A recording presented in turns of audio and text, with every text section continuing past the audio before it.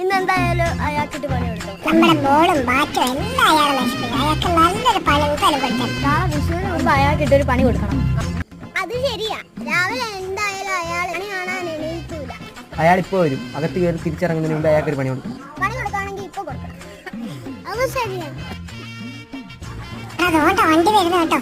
എല്ലാരും പാത്തിരുന്നു. ഇവിടെ ഉണ്ടെന്നൊന്നും അറിയണ്ട. എല്ലാരും ഉണ്ടല്ലോ. എന്താ പരിപാടി? കേറി പോയനല്ലാണോ?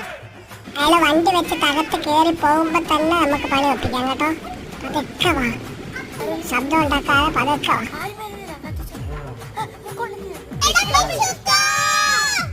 ആറാതെ അവിടെ നിന്നേക്ക് ഇന്ന് ഞാന് വെച്ചേക്കത്തില്ല കേട്ടോ. എന്റെ അമ്മ